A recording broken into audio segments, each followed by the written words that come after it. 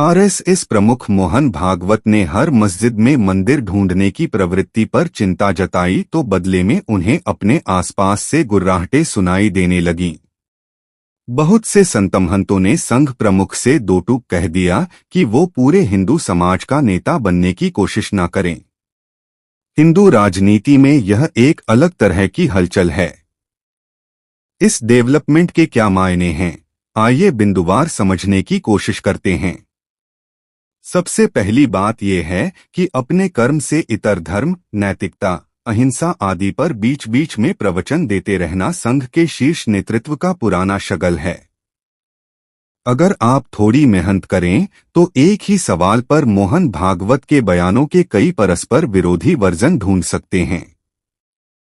ये बयान इसलिए दिए जाते हैं कि ताकि समय और राजनीतिक जरूरतों के मुताबिक ये दावा किया जा सके कि संघ ये चाहता है अथवा संघ ये नहीं चाहता है।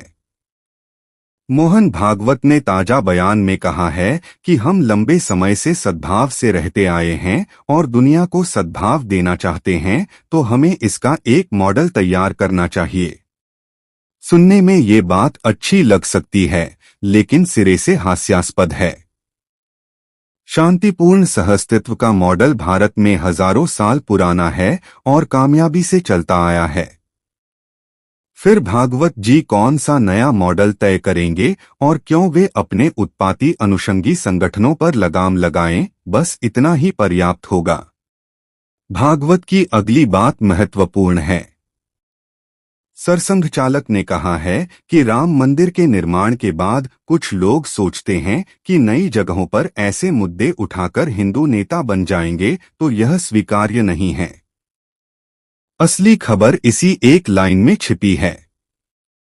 इस लाइन का सीधा मतलब है कि आरएसएस कह रहा है कि हिंदुत्व की राजनीति के इकलौते कॉपीराइट होल्डर केवल हम हैं। सवाल ये है कि आरएसएस को चुनौती कौन दे रहा है। राहुल गांधी लगातार कह रहे हैं कि हमारी लड़ाई आरएसएस की विचारधारा से है। लेकिन भागवत जी की समस्या गांधी नहीं बल्कि मोदी हैं। नरेंद्र मोदी अब अपने आप में स्वयं हिंदू राष्ट्र हैं, एक अवतारी पुरुष हैं। लोकसभा चुनाव के दौरान उन्होंने कृष्ण की तरह अपना विराट रूप दिखाया, जिसका संदेश ये था कि अगर सरसंघ चालक मोहन हैं तो मोदी स्वयं शंखचक्र पद्मधारी नारायण हैं। सारे अवतार उन्हीं से निकलते हैं और उन्हीं में आकर विलीन होते हैं। मोदी के नॉन बायोलॉजिकल होने के ऐलान के बाद बीजेपी के राष्ट्रीय अध्यक्ष जेपी नड्डा ने कह दिया कि पार्टी को अब आरएसएस की जरूरत नहीं है। कई सीटों से खबरें आईं कि संघ कोई मदद नहीं कर रहा है। चुनाव में मोदी लगभग हारते हारते बचे और उसके बाद मोहन भागवत खुद को भगवान बताने वालों पर हमलावर हो गए। मोदी और भागवत का ये शीतयुद्ध आने वाले दिनों में सिर्फ हिंदू राजनीति नहीं बल्कि समाज की दिशा भी तय करेगा। ये लड़ाई ब्राह्मण वर्चस्व और अति आक्रामक ओबीसी हिंदुत्व के बीच है। एक समय ब्राह्मण बनिया पार्टी कही जाने वाली बीजेपी ने राम मंदिर आंदोलन के समय बहुत बड़ी संख्या में पिछड़े समुदाय के लोगों को अपने साथ जोड़ा। नतीजे में देखते देखते बीजेपी सत्ता के करीब पहुंच गई। लेकिन संघ के ब्राह्मण नेतृत्व ने बहुत होशियारी से सब कुछ अपने नियंत्रण में रखा। 90 के दशक में आया बीजेपी का तीव्र विस्तार कुछ समय के लिए थम गया। लगातार 2 लोकसभा चुनावों में पार्टी को हार मिली। सबको को ये समझ में आने लगा कि बिखरे हुए बहुजन वोट का बड़ा हिस्सा हथियाए बिना ना तो सत्ता में वापसी और ना कभी हिंदू राष्ट्र बनेगा।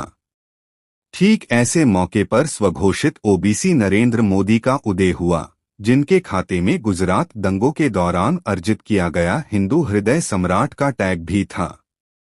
नरेंद्र मोदी के उदय के बाद सब कुछ बदल गया। किंग मेकर आरएसएस अब खुद मोदी का मोहताज हो गया। पहले ये कहा जाता था कि ब्राह्मण नेतृत्व अपनी हिंदू राजनीति के लिए पिछड़ों का होशियारी से इस्तेमाल कर रहा है। अब सवाल उलट चुका है, क्या उग्र हिंदुत्व की कमान अब ओबीसी के हाथ रहेगी और ब्राह्मण नेतृत्व पीछे पीछे चुपचाप चलने को विवश होगा? मोदी युग के आरंभ के बाद जो इकोसिस्टम बना है उसमें पिछड़ी जातियों से जुड़े लोग कई जगहों पर बहुत ताकतवर भूमिका में नजर आते हैं। सरकारी जमीन कब्जा कर आश्रम और मंदिर बनाने वाले बाबाओं की जो नई खेप आई है उनमें बहुत बड़ी तादाद नरसिंहानंद यति सरीखे पिछड़ों की है। मौजूदा राजनीति को ऐसे लोगों की सख्त जरूरत है, लेकिन क्या आरएसएस इस बदलाव को सहजता से पचा पा रहा है? मुमकिन है चित्तपावन संघ को उग्र होती हिंदू राजनीति की कमान अपने हाथ से छूटती दिखाई दे रही हो, लेकिन उसके पास रास्ता क्या है? हिंसा और आक्रामकता को जिसने भी संरक्षण दिया है आगे चलकर वो उसी का शिकार हुआ है। आर्टिफिशियल इंटेलिजेंस इस धरती पर सब कुछ बदलने वाला है। दुनिया भर में करोड़ों नौकरियां जाने वाली हैं। दूसरी तरफ कई नए रास्ते भी खुलने वाले हैं। पड़ोसी देश चीन इस मामले में अमेरिका को पछाड़ने में जी जान लगा रहा है और भारत मस्जिदों की खुदाई करवाकर मंदिर ढूंढ रहा है। बेशक भागवत प्रवचन दे लें, लेकिन उन्हें अपने आप से पूछना पड़ेगा कि आखिर ये पाप किसका बोया हुआ है।